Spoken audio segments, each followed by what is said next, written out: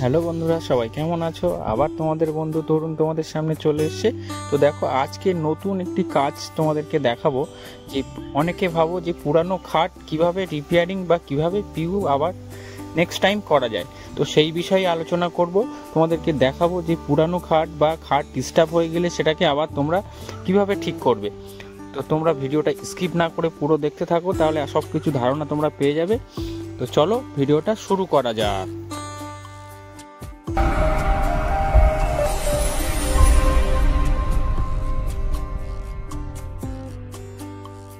তো দেখো বন্ধুরা, এই খাটটি একটু সমস্যা ছিল, বা এই খাটটি অনেক আগে করা ছিল। পিওর গ্লেজটা নষ্ট হয়ে গেছে, কিছু কিছু জায়গায় ডিস্টার্ব এসে গেছে। তো ফার্স্ট আমি এই খাটটিকে 320 নাম্বার সিরিজ কাগজ দিয়ে খাটটিকে ভালো করে, যেমন আমরা সিলারটাকে ঘষি, সিলার মেরে যেভাবে ঘষি আমরা সেইভাবে 320 নাম্বার সিরিজ কাগজ দিয়ে সুন্দর করে খাটটিকে আগে ঘষে নেব।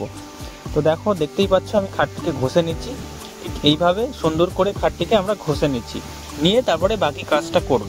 তো তোমরা যারা আমার চ্যানেলে নতুন এসেছো তাদের কাছে রিকোয়েস্ট, তোমরা অবশ্যই চ্যানেলটিকে সাবস্ক্রাইব করে দিও, নোটিফিকেশন বেল বাটনটা অন করে দিও, যাতে নেক্সট টাইম ভিডিও ছাড়লে সবার আগে তোমাদের কাছে পৌঁছে যায় আর সবার আগে তোমরা দেখতে পারো।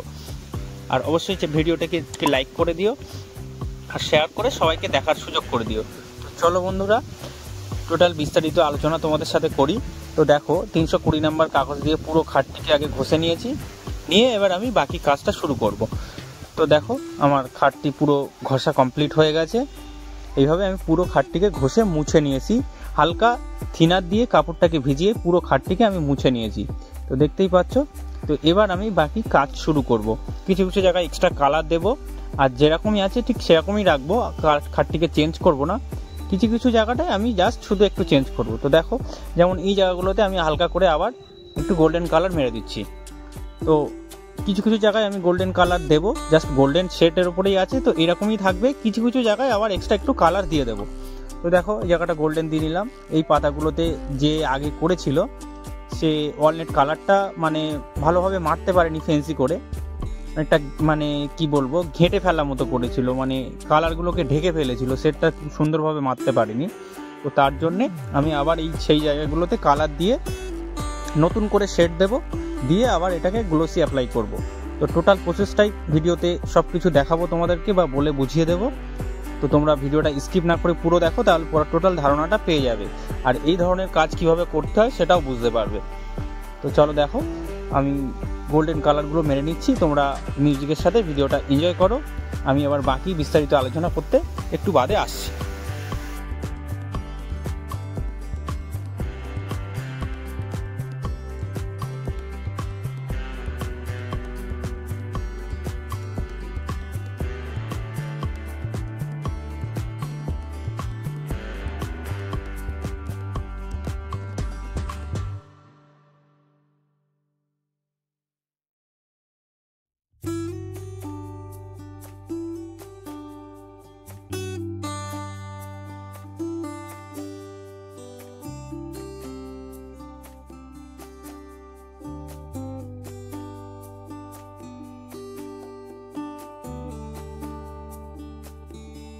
তো দেখো বন্ধুরা, গোল্ডেন কালার করা আমার হয়ে গেছে। যে জায়গাগুলোতে একটু একটু ডিস্টার্ব ছিল সেই জায়গাগুলোতে আমি হালকা হালকা আবার গোল্ডেন কালার টাচ দিয়ে দিয়েছি, দিয়ে এবার আমি ওয়ালনেট কালার দিয়ে পুরো খাটটিতে শেড দিয়ে নেব।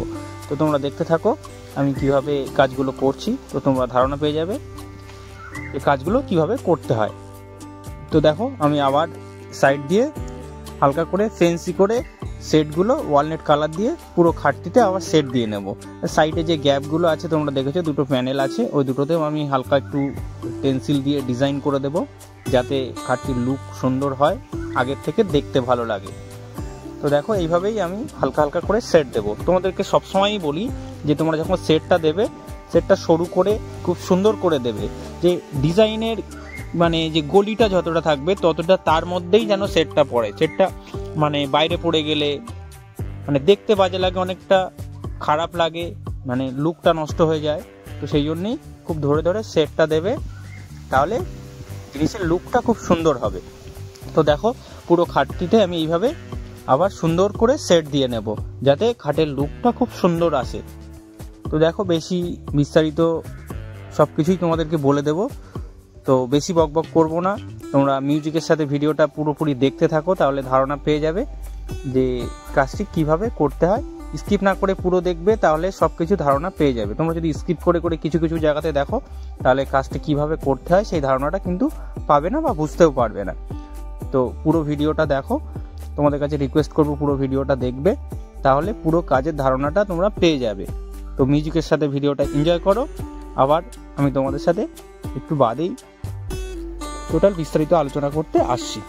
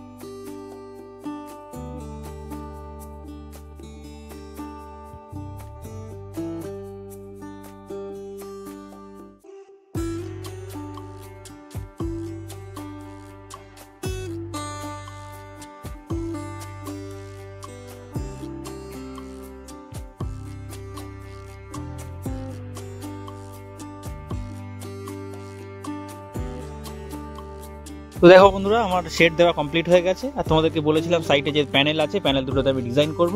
তো দেখো আমি ডিজাইনগুলো কিভাবে করছি। তো এইগুলোকে বলে টেন্সিল পেপার। যে কোনো রঙের দোকানে গিয়ে তোমরা খোঁজ করবে, পেয়ে যাবে যে টেন্সিল পেপার। এবার দেখো এইরকম এই কালার ডিজাইনগুলোর কোনো নাম হয় না, তো তোমাদেরকে দোকানে গিয়ে বলতে হবে, ওরা বান্ডেল বার করে দেবে, তার থেকে তোমাদেরকে বেছে বেছে নিতে হবে। তো দেখো যে লুকটা কত সুন্দর চলে আসে। যে গ্যাপটা ছিল, ফাঁকা লাগছিল আমার চোখে খুব, তাই আমি ভাবলাম এখানে দুটো ডিজাইন করে দিই। তো ডিজাইনটা করে দিয়ে খুব সুন্দর লেগেছে বা লাগছিল, বা যে পার্টির মালটা তারও খুব সুন্দর পছন্দ হয়েছে। দেখো কত সুন্দর একটা লুক চলে এসছে। তো নিচেও আমি আবার একটু ডিজাইন করে দিচ্ছি। তো যাদের খাটটা ছিল তাদের সত্যি খুব সুন্দর পছন্দ হয়েছিল খাটটা। তো এইভাবে সাজিয়ে দিলে না, পিওর কাজটাই এমন, মানে যেটাই করবে সেটাই একটা ডিজাইন। তো এরকম মাথা খাটিয়ে যদি সুন্দরভাবে খাটগুলোকে সাজাতে পারো তোমরা, তো খুব সুন্দর লাগে দেখতে, বা লুকটাও খুব সুন্দর আসে, বা পার্টিদেরও খুব সুন্দর পছন্দ হয়। যারা নেবে মালটা তাদেরও খুব সুন্দর পছন্দ হয়। তো দেখো আমি যতটা পেরেছি চেষ্টা করেছি সাজিয়ে দেওয়ার জন্যে। তো তোমরা কমেন্ট করে জানিও যে খাটটি তোমাদের কেমন লেগেছে, বা ডিজাইনটা কেমন লেগেছে, বা কাজটি তোমাদের কেমন লেগেছে, বা আমি পুরোপুরি তোমাদেরকে বোঝাতে পেরেছি না। তোমরা কমেন্ট করে অবশ্যই জানাবে। আর যদি তোমাদের এরকম কোনো ডিস্টার্ব হয়ে থাকে, তোমরাও আমাকে কমেন্ট করে জানাতে পারো। আমি তোমাদেরকে সমস্যার সমাধান করার চেষ্টা করব, বা বলে দেওয়ার চেষ্টা করব যে কাজগুলো তোমরা কিভাবে করবে। তো দেখো, পুরানো খাট যখনই করবে তোমরা অবশ্যই জেনে নেবে যে আগে কি কোম্পানির পিউ মেরেছিল। তো সব সময় চেষ্টা করবে সেই কোম্পানিরই পিউ মারার জন্যে। আর যদি মনে না থাকে বা তারা বলতে না পারে, তাহলে কি করবে, তোমরা একবারেই কখনোই মালটা মেরে দেবে না, হালকা হালকা করে মাল মেরে বসে একটু শুকিয়ে নিয়ে তারপর মারবে। তো দেখো বন্ধুরা, এই যে দুটো গ্যাপ ছিল, এখানেও আমি একটু এক্সট্রা টাইপের একটু ডিজাইন করে দিয়েছি। তো এটা আমি কিভাবে করেছি দেখো, পুরানো যে সিরিজ কাগজ থাকে, সেই সিরিজ কাগজ দিয়ে হালকা হালকা করে এগুলোকে মারতে হয়। হালকা হালকা করে মেরে আমি এই ডিজাইনটা বানিয়েছি। এটাতেও একটা সুন্দর লুক চলে এসছে। যখন আমি টপ কোটটা অ্যাপ্লাই করব দেখতেই পাবে যে কত সুন্দর লাগছিল। তো চলো বন্ধুরা, হয়ে গেছে। এবার আমি যে পার্টি দুটো আছে, সাইড পার্টির পাল্টাগুলো প্লেন ছিল, ওখানেও আমি এই ডিজাইন, সেম ডিজাইন একটু করে একটা টপের উপরে গাছ টাইপের এরকম একটা শেপ আনার চেষ্টা করেছি। তো জানি না কেমন হয়েছে, কতটা সুন্দর লেগেছে।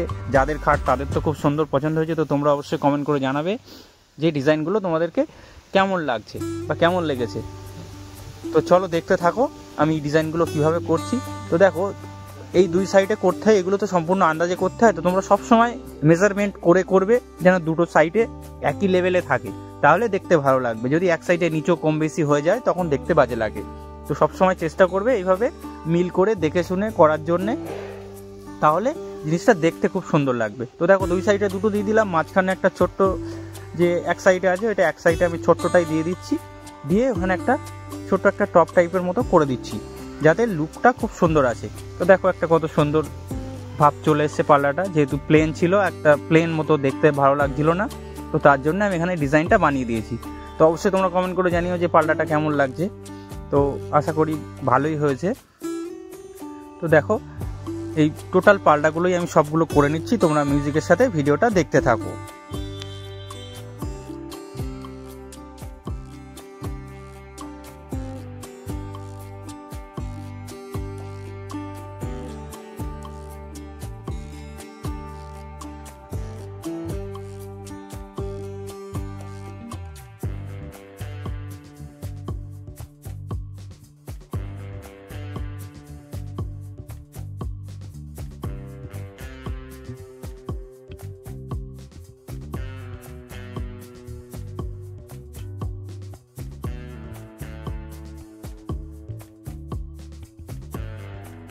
দেখো বন্ধুরা, আমার ওয়ানলেট কালার দিয়ে পুরো পাল্টাটা বা খাটগুলো টোটালটাই সেট দেওয়া কমপ্লিট হয়ে গেছে। দেখো কত সুন্দর একটা লুক চলে এসছে, খাটটার গিটারটাই চেঞ্জ হয়ে গেছে, সুন্দরভাবে হয়েছে। এবার আমি পিউ টপ কোটটা অ্যাপ্লাই করব। তো দেখো, ভিডিওটা একটু লেন্দি হয়ে গেছে, তার জন্য আমি পিউ মিক্সিং করাটা দেখাতে পারলাম না তোমাদেরকে।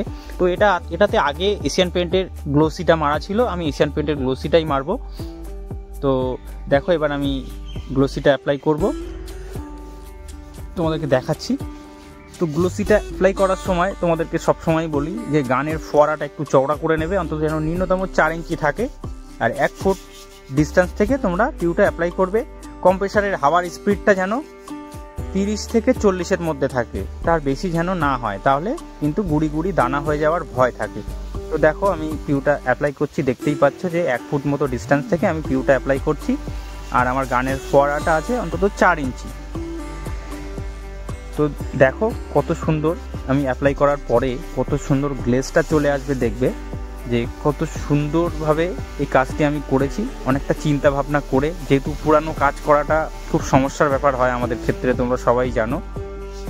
তো তোমাদেরকে বললাম আগেই যে কোম্পানির টপ কোট আগে অ্যাপ্লাই করা থাকবে, নেক্সট টাইম আবার সেই কোম্পানির টপ কোট অ্যাপ্লাই করার জন্যে তোমাদেরকে বললাম। তো এটা করলে কি হবে, কোনো সমস্যা হওয়ার ভয় থাকে না। যদি অন্য কোম্পানির টপ কোট অ্যাপ্লাই করা হয় তাহলে মালটা কেটে যাওয়ার ভয় থাকে। তো সেই ক্ষেত্রে এখন যেমন আমি 1 কোটেই ভালোভাবে মালটা চাপিয়ে দিচ্ছি, সেটা করবে না, হালকা হালকা করে মাল মেরে একটু 15-20 মিনিট ওয়েট করবে, মালটা একটু শুকিয়ে গেলে আবার অ্যাপ্লাই করবে। একেবারে অ্যাপ্লাই করলে মালটা কেটে যাওয়ার ভয় থাকবে। আর যদি সেম কোম্পানির মাল অ্যাপ্লাই করো তাহলে তো কোনো সমস্যাই নেই। তো দেখো আমি উপরটা অ্যাপ্লাই করলাম, এবার আমি গানের ফোয়ারাটা নর্মাল করে নিলাম, নিয়ে মাথাটা অ্যাপ্লাই করছি। মাথাটা যখন অ্যাপ্লাই করবে 1.5 থেকে 2 ফুট দূর থেকে হালকা হালকা করে মাথাটা অ্যাপ্লাই করবে, তাহলে মাথাটা ঝুলে যাবে না বা গড়াবে না, তাহলে সুন্দরভাবে তোমাদের কাজটা হয়ে যাবে। তো দেখো বন্ধুরা, আমি একটা লেগ বোর্ডটা, ছোট ঘাড়িটা আমি মেরে নিয়েছি, কত সুন্দর গ্লেসি, মানে গ্লেস চলে এসছে, কত সুন্দর গ্লোসি হয়েছে, আমি তোমাদেরকে দেখাচ্ছি। দেখো যে কত সুন্দর একদম আয়নার মতো গ্লেসটা চলে এসছে। তো দেখো এবার আমি বড় ঘাড়িটা অ্যাপ্লাই করব সেম প্রসেসে করে, তারপর তোমাদেরকে দেখাচ্ছি যে কত সুন্দর গ্লেসটা চলে এসছে খাটে।